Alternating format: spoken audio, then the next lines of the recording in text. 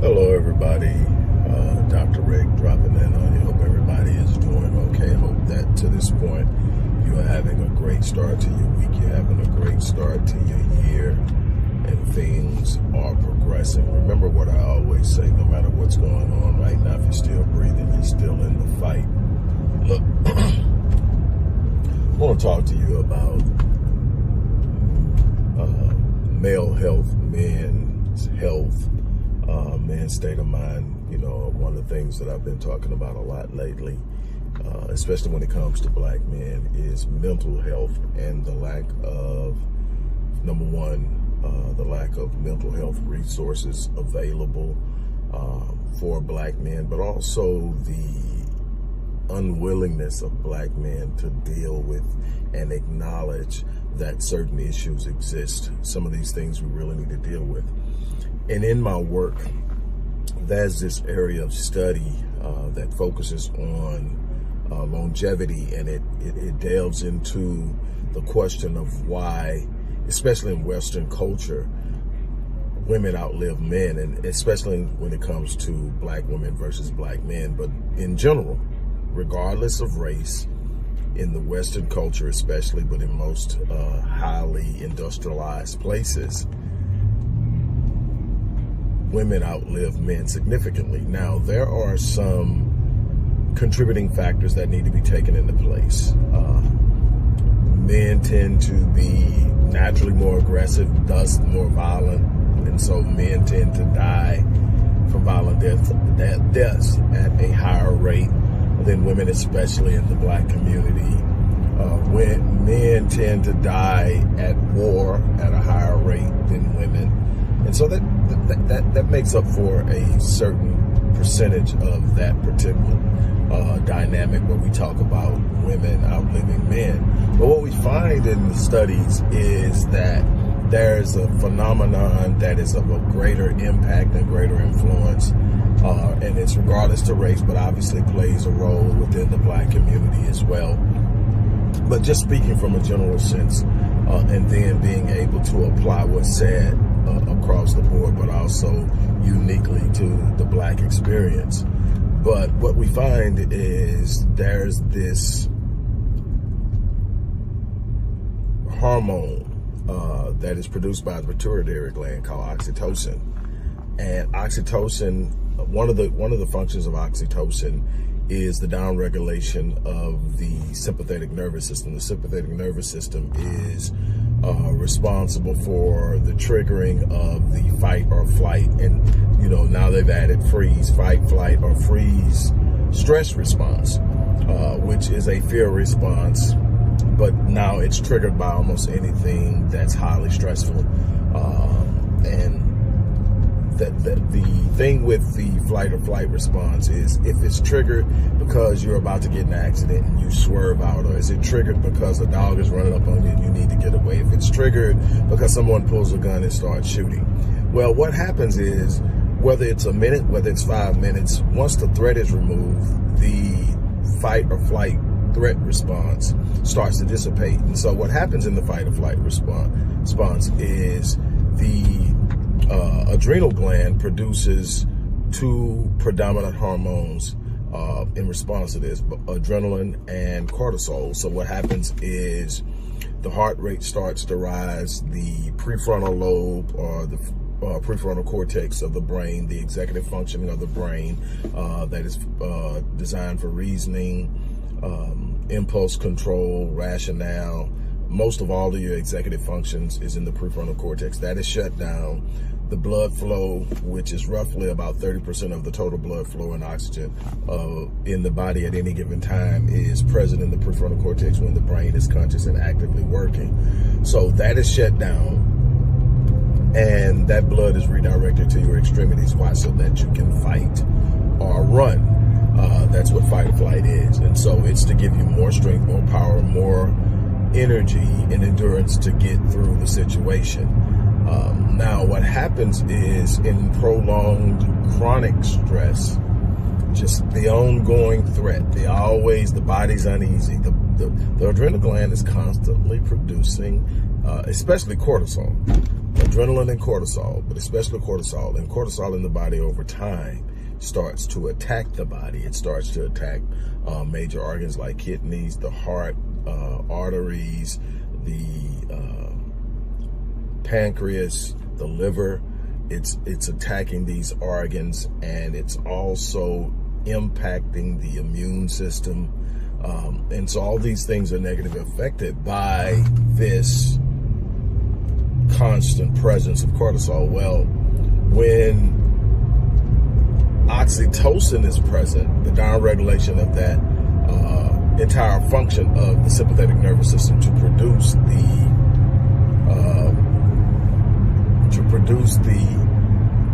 fight or flight response is reduced. So what we find is in women, they have this thing called tend and befriend. Now, what tend and befriend is a social phenomenon that is expressed across genders in most instances, but definitely highly frequent in experiences in the Western culture, where when women get stressed out, they tend to rally. They rally with one another. Girl, call so-and-so, call so-and-so. And before you know it, everybody's getting together and it's a girls' night out thing. Everybody's going to rally to the response of whoever's going through. In the flip side of that is, well, the response to that, or the result of this tend and befriend, is the production of oxytocin through the pituitary gland. So what actually happens is, even though there's a stressful moment, she's going out, she's hooking up with her friends, and there's this immediate physiological, neurobiological response to her stressful situation. So it's dealing, she can have, her and her husband could be going through the same thing. She's going to go hang out with her friends. He's going to do what? 9 times out of 10, I got it. I'm good. I got it. You want me to call your brother? No, I'm good. Do you want me to call your daddy? No, I'm good. I got it. I'm going to work it through. I'm going to get through it. And that isolation doesn't allow men to take advantage of that tend and befriend process in which oxytocin is created within the, and released into the bloodstream. So in essence, our unwillingness as men, and then you got to understand that this isn't a biological precipitation. This isn't because we are built to isolate ourselves. It's a socialized mindset, because there are places in the world, and they prove out this very study, there are places in the world where men literally, generally socialize. I want to say Samania, the island of Samania, is one place. A lot of Eastern Asian places, Western Asian places, where men literally come together and have these bonds where they connect and operate.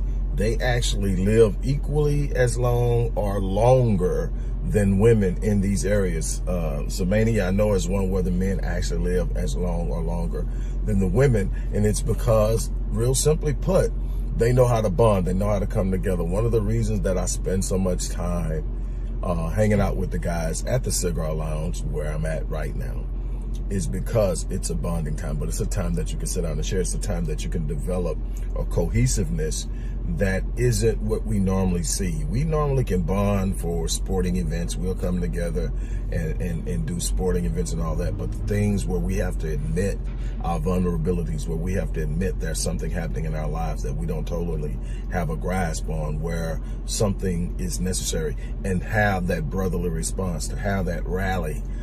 We need to create that. We need to be aware of that. And my sisters and ladies and women, encourage, even though you're going to get pushback.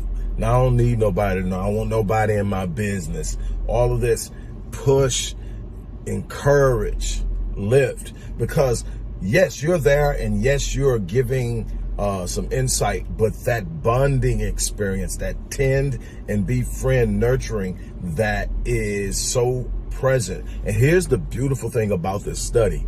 It's not just that there's this arbitrary idea that if you got friends and you hang out with your friends when stuff get rough, you live longer. Here's the thing, that the study shows that the more women get together, the more in number there are that get together, the more frequently they do it, the longer they live.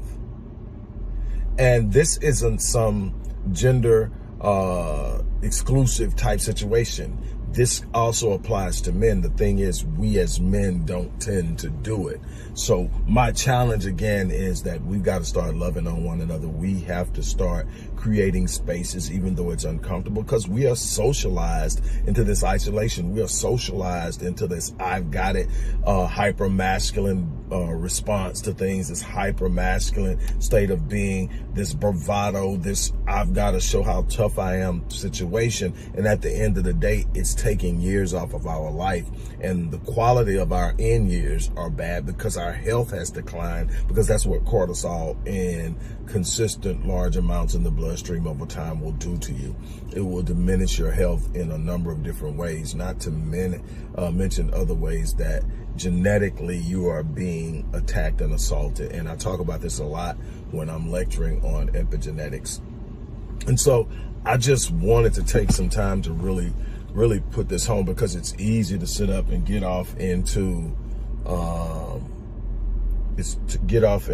all the other things that are going on a socioeconomic level, on a political level, and all these other things that we love to talk about that are necessary for us to talk about. It's easy to get off on that and lose sight of the things that are really truly important. As men, one of our greatest responsibilities that we seem to lose sight of is to be present over the long term for our families, to be patriarchs, to be voices of wisdom to the younger generations that are coming along. But in order to do that, we have to be here.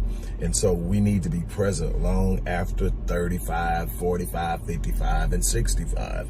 And that's a problem now. We're losing so many people, and I'm looking at so many different friends that we are losing because we aren't taking care of ourselves. And it's not just our diet. It's not just exercise. Those are immensely important, but it's love, friendship, creating environments of peace that we are failing to create and do and experience in any grand fashion. So again, I'm going to really and truly encourage all of you. I'm going to encourage my sisters and the women out there to encourage your sons, encourage your brothers, encourage your husbands and boyfriends to create circles and environments of friendship that embrace them, that support them, that will rally around them when things become shaky and scary and frustrating and disappointing, and let them know it's okay to be human. With that being said, look, I'm going to get ready to get out of here. I appreciate you letting me take up your time. You guys have an unbelievable and remarkable day. As I always say, I live my life on full so that when I leave this place, I die on E, and I'm challenging everyone to do the same. Don't forget to click the like button, click the share button, click the subscribe button, look in the description box and see some of the things and information that's there for you. On that note, I'm going to get ready to get out of here. You guys have an unbelievable remainder of your day.